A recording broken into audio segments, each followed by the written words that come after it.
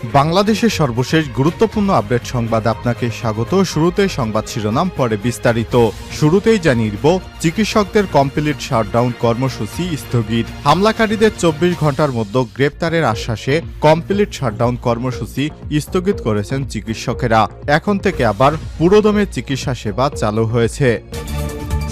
এরপর জানিয়ে দিব, সরকারি চাকরিজীবীদের সম্পদের হিসাব দেওয়ার নির্দেশ। সব সরকারি চাকরিজীবীকে সম্পদের হিসাব দিতে হবে এমন নির্দেশনা দিয়েছেন জনপ্রশাসন মন্ত্রণালয়। আজ 1 সেপ্টেম্বর জনপ্রশাসন মন্ত্রণালয় থেকে সংক্রান্ত আদেশ জারি করা হয়েছে। এদিকে সাভারে গার্মেন্টস শ্রমিকদের সড়ক অবরোধ, ভোগান্তিতে জনগণ।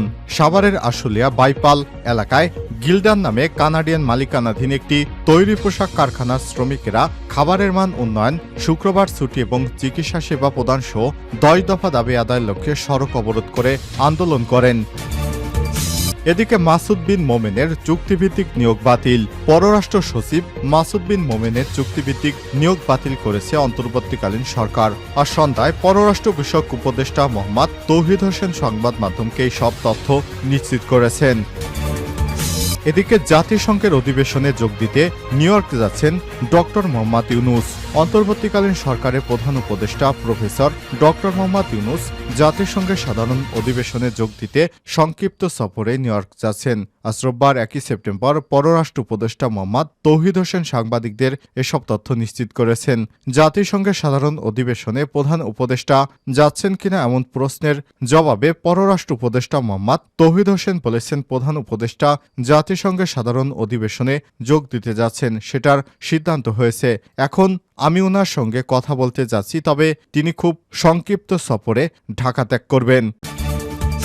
এবং সর্বশেষ জানিয়ে দিব, সিঙ্গাপুরে যাচ্ছেন মির্জা ফখরুল। চিকিৎসার জন্য সিঙ্গাপুরে যাচ্ছেন বিএনপির মহাসচিব মির্জা ফখরুল ইসলাম আলমগীর। রোববার 1 সেপ্টেম্বর রাতে সিঙ্গাপুরের উদ্দেশ্যে তার ঢাকার হজরত শাহজালাল আন্তর্জাতিক বিমানবন্দর ত্যাগ করার কথা রয়েছে। বিএনপির মিডিয়া সেলের সদস্য সাইরুল কবির খান এসব বিষয় নিশ্চিত করেছেন। তিনি কালবেলাকে বিষয়টি নিশ্চিত করে বলেন, বিএনপির মহাসচিব মির্জা ফখরুল ইসলাম আলমগীর এবং তার সহধর্মিণী রাহাতারা বেগম আগেই সিঙ্গাপুরের একটি হাসপাতালে বিশেষজ্ঞ চিকিৎসকদের শিডিউল নেওয়া ছিল। গত 27 আগস্ট মহাসচিবের সহধর্মিণী সিঙ্গাপুর গেছেন, কিন্তু দেশের পূর্বাঞ্চলে হঠাৎ ভয়াবহ বন্যা এবং দলের প্রতিষ্ঠাবার্ষিকীর কারণে বিএনপির মহাসচিব সিঙ্গাপুরে যাওয়ার তারিখ পরিবর্তন করেন। আজ রোববার রাতে সিঙ্গাপুরে যাবেন তিনি। প্রিয় দর্শক, এতক্ষণ শুনছিলেন সংবাদ শিরোনাম, এবারে বিস্তারিত। তবে তার আগে বন্ধুরা, অনুরোধ থাকবে এই সংবাদটিতে একটি লাইক দিন। এই চ্যানেলে আপনি নতুন হয়ে থাকলে আমাদের সংবাদটি দেখতে দেখতে চ্যানেলটি সাবস্ক্রাইব করে রাখুন। কমেন্ট করে আপনার মূল্যবান মতামত জানিয়ে দিন বন্ধুরা, আপনি বিশ্বের কোন দেশ থেকে বা বাংলাদেশের কোন স্থান থেকে আমাদের সংবাদটি দেখছেন এবং শুনছেন। এবারে বিস্তারিত। চিকিৎসকদের কমপ্লিট শাটডাউন কর্মসূচি স্থগিত। হামলাকারীদের আগামী 24 ঘন্টার মধ্যে গ্রেপ্তারের আশ্বাসে কমপ্লিট শাটডাউন কর্মসূচি স্থগিত করেছেন চিকিৎসকেরা। রোববার 1 সেপ্টেম্বর সচিবালয়ে স্বাস্থ্য ও পরিবার কল্যাণ উপদেষ্টা নূরজাহান বেগমের সঙ্গে বৈঠক শেষে এই ঘোষণা দেন তারা।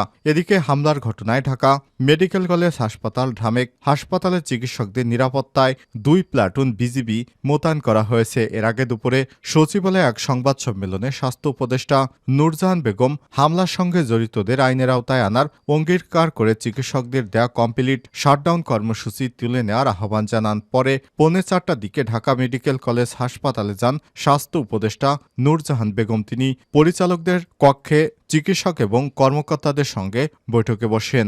বৈষম্যবিরোধী ছাত্র আন্দোলনের 2 সমন্বয়কও তাদের যোগ দেন। বৈঠকে উপদেষ্টারা বলেন, যে কোনো জায়গায় কিছু হলেই চিকিৎসকদের উপর হামলা হয়, এটা আমার কাছে খুব খারাপ লাগে। আপনাদের কথা শুনতে এসেছি, আমিও সমবেথী। আমি আপনাদের মায়ের মতো, মায়ের কাছে কিছু লুকোতে নেই। আপনারা বলেন আমি স্বাস্থ্য খাতে সংস্কার করতে চাই। ঢাকা মেডিকেল কলেজ হাসপাতালের পরিচালক ব্রিগেডিয়ার জেনারেল আসাদুজ্জামানের কক্ষে এই বৈঠকে বৈষম্যবিরোধী ছাত্র আন্দোলনের সমন্বয়ক সাজিশ আলম এবং হাসনাত আবদুল্লাহ অংশ নেন। প্রসঙ্গত, গতকাল শনিবার রাতে ঢাকা মেডিকেল কলেজ হাসপাতালে চিকিৎসকদের উপর দফায় দফায় সংঘর্ষ এবং হামলা ও মারধরের ঘটনা ঘটে। এরপর রাতেই কাজ বন্ধ করে দেন ইন্টার্ন চিকিৎসকেরা। অন্য ডাক্তারেরা তাদের কর্মবিরতিতে সংহতি জানালে রোববার সকাল থেকে হাসপাতালের সব বিভাগে চিকিৎসা সেবা বন্ধ হয়ে যায়। সরকারি চাকরিদের সম্পদের হিসাব দেওয়ার নির্দেশ। সব সরকারি চাকরিজীবীকে সম্পদের হিসাব দিতে হবে এমন নির্দেশ দিয়েছে জনপ্রশাসন মন্ত্রণালয়। রোববার 1 সেপ্টেম্বর জনপ্রশাসন মন্ত্রণালয় থেকে সংক্রান্ত আদেশ জারি করা হয়েছে। জনপ্রশাসন মন্ত্রণালয়ের সিনিয়র সচিব স্বাক্ষরিত নির্দেশনায় বলা হয়েছে, সকল সরকারি কর্মচারীকে সম্পদের বিবরণী দাখিল করতে নির্দেশ প্রদান করা হয়েছে। এ বিষয়ে জানতে চাইলে জনপ্রশাসন মন্ত্রণালয়ের সিনিয়র মোহাম্মদ মোখলেসুর রহমান বলেন, সরকার সিদ্ধান্ত নিয়েছে সব সরকারি কর্মচারীদের সম্পদের হিসাব জমা দিতে হবে। এখন কি পদ্ধতিতে কিভাবে জমা দেবে সে বিষয়ে আমরা ফরম্যাট রেডি করে দেব।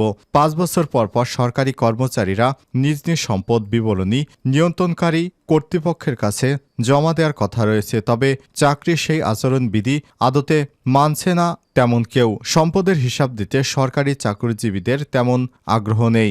এ কারণে অন্তর্বর্তীকালীন সরকার ক্ষমতায় আসার পরই এই কার্যক্রম চালানোর সিদ্ধান্ত নিয়েছে অন্তর্বর্তীকালীন সরকারের প্রধান উপদেষ্টা ডক্টর মোহাম্মদ ইউনূস।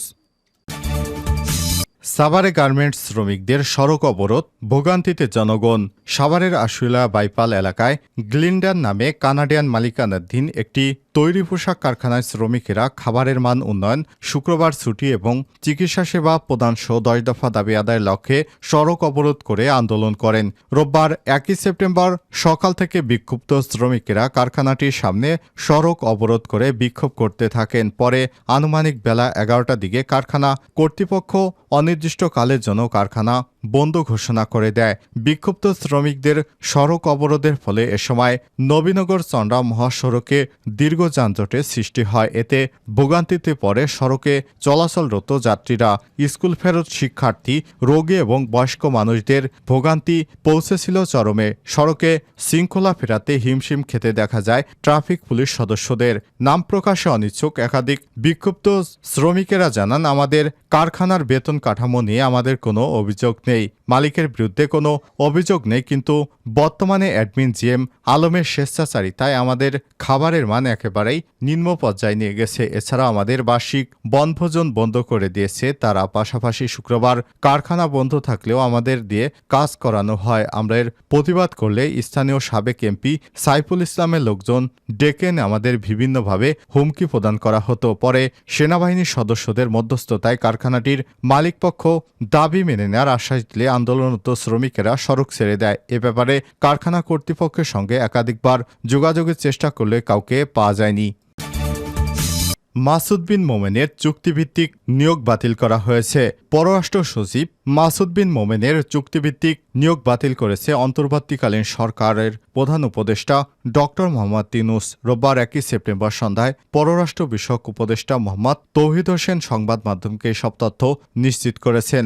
মাসুদ বিন মোমেন শেখ হাসিনার সরকারের আমলে চুক্তিভিত্তিক নিয়োগ পেয়েছিলেন। তিনি শেখ হাসিনার বিভিন্ন দপ্তরের কাজগুলি নিজের ব্যক্তিগতভাবে করতেন বলে অভিযোগ পাওয়া গেছে। এ কারণে মাসুদ বিন মোমেনের মতো অনেককেই চাকুরি থেকে তাদের নিয়োগ বাতিল করা হয়েছে। জাতিসংঘের অধিবেশনে যোগ দিতে নিউ ইয়র্কে যাচ্ছেন প্রফেসর ডক্টর মোহাম্মদ ইউনূস। বাংলাদেশের অন্তর্বর্তীকালীন সরকারের প্রধান উপদেষ্টা ডক্টর মোহাম্মদ ইউনূস জাতিসংঘের সাধারণ অধিবেশনে যোগ দিতে সংক্ষিপ্ত সফরে নিউ ইয়র্ক যাচ্ছেন। রোববার 1 সেপ্টেম্বর পররাষ্ট্র উপদেষ্টা ডক্টর মোহাম্মদ তৌহিদ হোসেন সাংবাদিকদের এসব তথ্য নিশ্চিত করেছেন। জাতিসংঘের সাধারণ অধিবেশনে প্রধান উপদেষ্টা যাচ্ছেন কিনা এমন প্রশ্নের জবাবে পররাষ্ট্র উপদেষ্টা মোহাম্মদ তৌহিদ হোসেন জানিয়েছেন, প্রধান উপদেষ্টা জাতিসংঘের সাধারণ অধিবেশনে যাচ্ছেন, সেটা সিদ্ধান্ত হয়েছে। এখন আমি ওনার সঙ্গে কথা বলতে যাচ্ছি, তবে তিনি খুব সংক্ষিপ্ত সফরে চলে আসবেন। ওয়াশিংটনে গেলে হয়তো আরও কিছু কাজ হতে পারে, কিন্তু তিনি অল্প সময় খুব তাড়াতাড়ি নিউ ইয়র্ক থেকে দেশে ফিরে আসবেন। তবে তিনি যাচ্ছেন সে বিষয়ে জানতে চাইলে তিনি বলেন, আরেকটু সময় যাক, পরে সেটি বোঝা যাবে।